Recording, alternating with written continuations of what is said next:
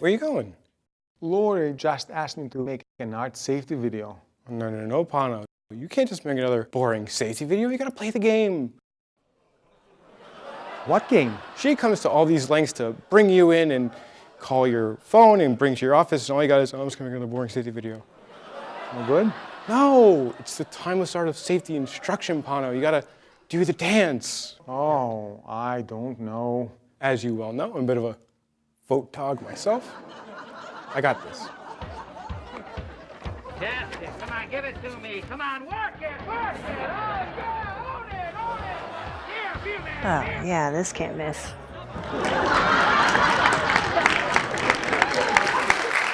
Welcome to your Visual Performing Arts Center. In this arts department, your only limitation is your imagination. Hi, I'm Ed. And I'm Pano. Today, we're going to be discussing safety in the studio.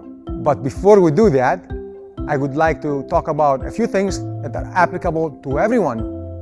Everyone? This building is big, it's beautiful, but it's also intricate. So please take a few moments and make yourselves familiar with it. Pano and I are here to support your learning experience. However, your professor is your first line of defense, so any questions, concerns, or comments should go to them first. In the event of an emergency, or if you see something strange or unusual, please do not hesitate to report it. You can do so by dialing 911 or our police department at 203-837-9300. When the fire alarm is activated, you must immediately exit the building. All exits are clearly defined and marked. When you evacuate, don't run, walk, and be courteous. I'm walking here. I'm walking here. Up yours. You may re-enter once we are given permission to do so from authorized personnel. Sign up for the emergency notification system and be the first one to know about weather alerts, school closings, and class cancellations. We have a no open flame policy.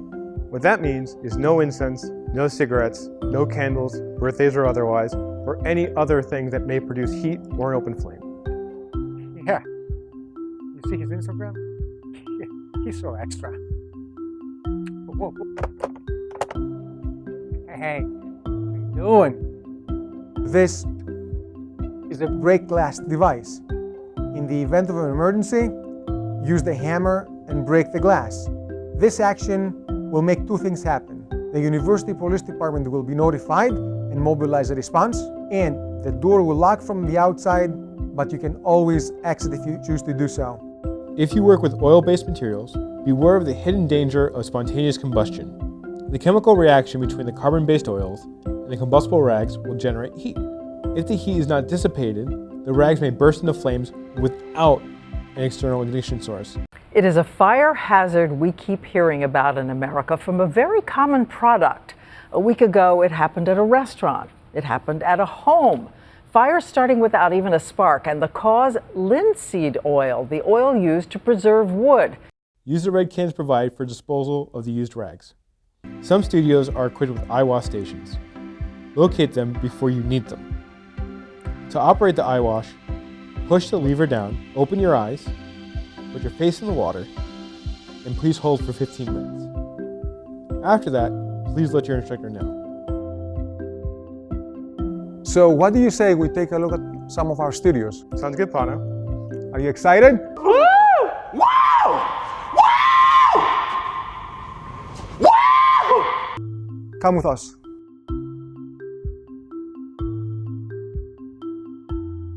If you want to use any spray paints, lacquers, or adhesives, this is the only place to do it. The spray booth is designed to capture any overspray. When you're done, just hit the switch. The fan will run for 5 minutes before it turns off.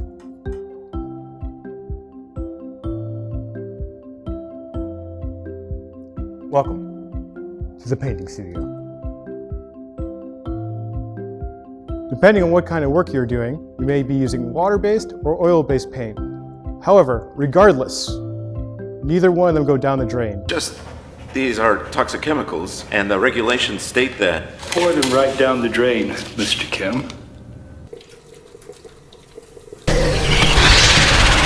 Here at WCSU, we have a zero discharge policy. Nothing goes in here, everything goes in here. Now this is a VOC scrubber. Your oil-based paint and your solvents release VOCs. So while you are working, ensure you have this running at all times. And don't forget, before you leave the painting studio, wash your hands. Ed, check out my masterpiece.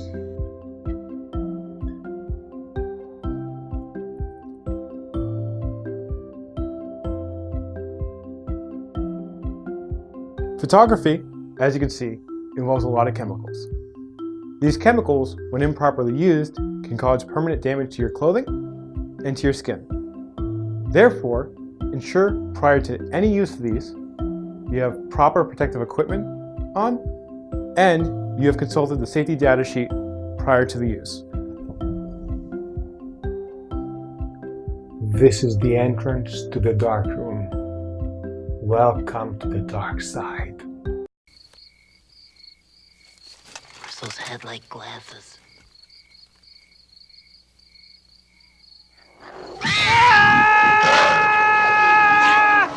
When we come in here, we really have to make sure that we give our eyes a couple of minutes to adjust.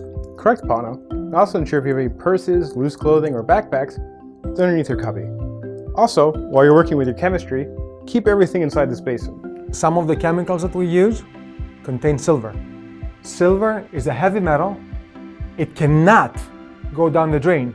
So your instructor will tell you how to dispose of it.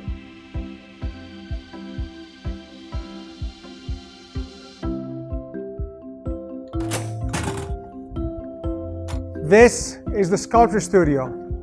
There are many hazards that we need to be concerned about in this room. You are not supposed to use any power equipment without the presence of an instructor. If you have long hair, please tie it back. Or better yet, keep it like mine. We also have welding equipment in place. It is critical that before we use any of these machines, we have the proper PPE and we work behind the curtains. The flash generated from these machines can cause severe damage to the eye. Please don't forget that we have MFA studios located directly above us. If you are going to weld, do not forget to close the curtains.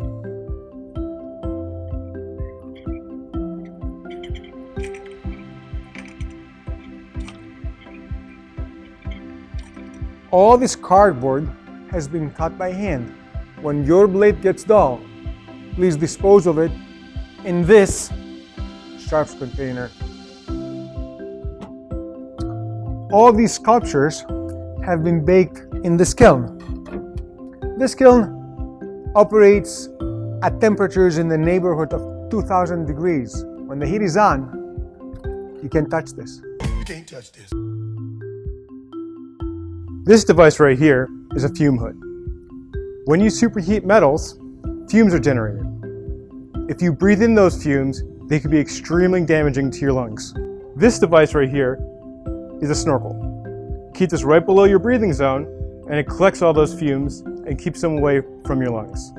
Right here is oxygen, and this is acetylene. Together, they allow you to weld. Now, while you are working with this cart, they must be chained and secure at all times. Because if they're not, right now I will demonstrate how to properly lift. I'm going to go down on one knee, pick up the bag with both hands, use my thighs rather than my back, pick up the bag and move it to where it needs to go. And without proper posture, you can hurt yourself. Oh, he's pulled his arms off! This is plaster dust. You don't want to eat it, and you don't want to breathe it in. Remember what we said in the beginning? Always wash your hands. For any operations that generate dust, please use this handy-dandy dust collector system.